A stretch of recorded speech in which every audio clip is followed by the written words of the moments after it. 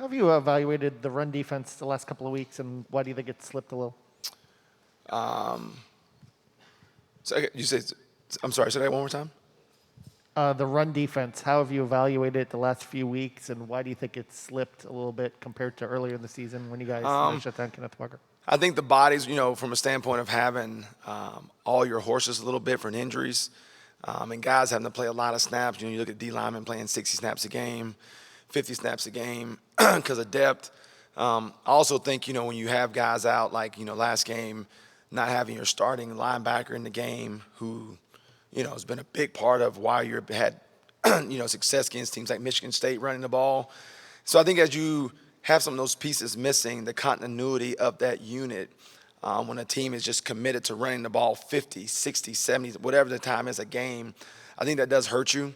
Schematically, I have to do a better job of making sure we set edges, that we keep the ball in spaces where we can gain tackle and run to the football, and we don't give up our edges a little bit. So I think the combination of those things, but at the end of the day, I have to find ways to put whoever's on the field in position to make sure that a team doesn't just run the ball,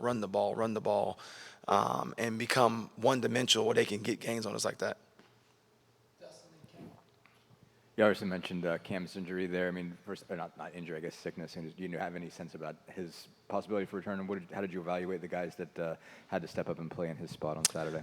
I'm hoping Cam feels better and he's able to roll. And I think we were inconsistent. The guys that had to come in and play, I think we were inconsistent. I think they played with great effort and energy, and they're part of this team and worked their butts off. But I think some of the inconsistency showed up in some of the fits we had, some of the plays we gave up.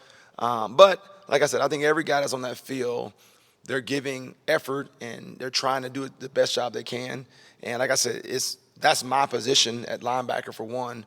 And so I have to do a better job of putting those guys in the right positions to make the plays for our defense and our team. And you see at times we go out there and we play very consistent football. We execute. We make a team go the long haul and make them punt. You have, 7 3-and-outs in the game. You make them punt 9 times. So I think you see that in stretches of really good football play. And then you see times where something happens and you're inconsistent and you give up a big explosive play. So, again, every week we got to keep bridging that gap of where's the defense at 9 punts of 16 drives, right? As opposed to the defense that gave, sudden change, give up a touchdown on one play. We got to find that balance. I have to find that balance of making sure we call things where our guys can execute and not have a bust that leads to explosive plays.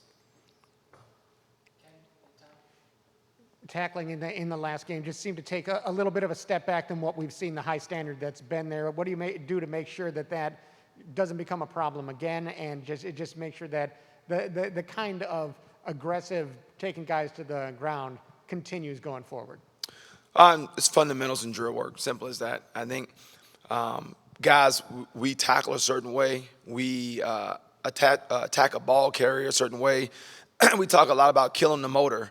And I thought what you saw on Saturday was guys using their shoulders to make some tackles. Well, these are big-time players, okay? They run through shoulder tackles. And so that's not who we are as a defense. And so I think that gets back to the fundamental premise of what we do in practice every day of making sure we're stressing form tackle, near leg, near shoulder, kill the motor with our contact levels. And so we didn't do that, I think, as a group on Saturday. We had some plays that were behind the line of scrimmage. We didn't finish them. Those got to be – it has to be -3, not +1. Put a team behind the sticks. So I think that's going to be, like it is every week, a big focus in practice and making sure our guys are finishing the right way, and fundamentally teaching it as coaches. You mentioned it in your first statement about your defensive line guys having to play so many plays. I know part of that obviously is with the offense struggling, you're just out there for more plays. But are you surprised at all, or sort of where you've been through the course of this, that you haven't had more depth there and more guys sort of step up during the course of the season who could take valuable snaps? I don't know if it's about guys not stepping up. I think you're playing, there's levels to your defense and guys that play, and there's really young guys. And I think guys, when they get their opportunity, they are going in and playing their butts off. They are trying really, really hard. But Ryder came here as a transfer. He's a starter. Weston came here as a transfer. He's a starter. I mean, so those guys came here because there was a need. And so I think as much as you can, you want to keep guys fresh.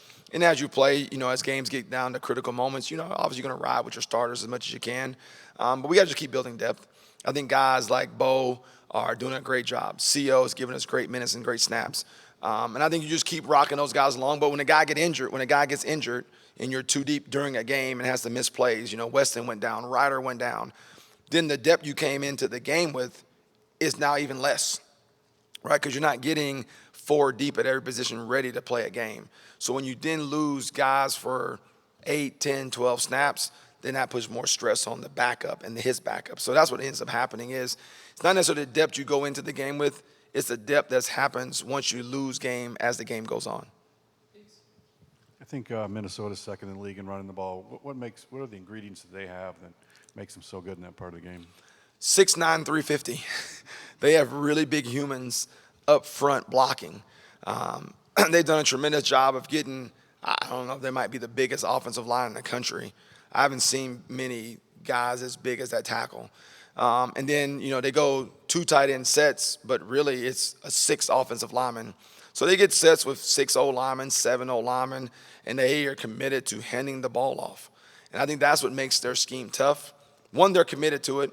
They have their identity, and they get a lot of beef up front and try to knock you off the ball and wear you down. And there's games of 1 and games of 2 and games of 2, and then it becomes games of 5 as you watch their games, and they just try to wear you down. So we got to do a great job of holding our edges, finding ways to get them behind the sticks, finding ways for them to not just better operate freely at gains of 5 and 6 a chunk with their linemen, with their running game, with their big linemen up front. Coach, it's obviously something that's kind of out of your control, but last game the offense turned the ball over 6 times. In a lot of those instances, it set the Rutgers offense up with goal to go, not even in the red zone, but 10 yards or less to go. How challenging does that make it for you guys? But how can you combat turnovers like that and get out of those situations so it doesn't wear the defense down? That's our job. No matter where the ball is and how it gets there, our job is to keep them out the end zone. And so we call it sudden change.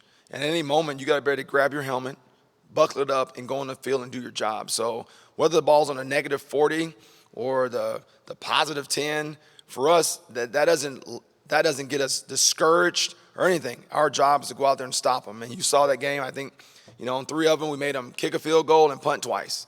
And on the other 3, we didn't. So for us, we have the mentality that it doesn't matter how the ball got there, right? Our job is to keep the ball out of the end zone or take it away and give it back to our offense. And I think it's a mindset. You instill that from day one in your defense. It ain't going to always go great, right? And this is a team. And to play complementary football, we better take the ball away. If they got 6, why didn't we get 6? And so we control what we can control. We control our execution. We control our mindset. And so for us, we got to go to the field and do our job. And so no matter what the situation is in the game, we got to be mentally prepared to go out there and execute. All right, thanks, Charlie. Yep, thank you guys. Have a good day.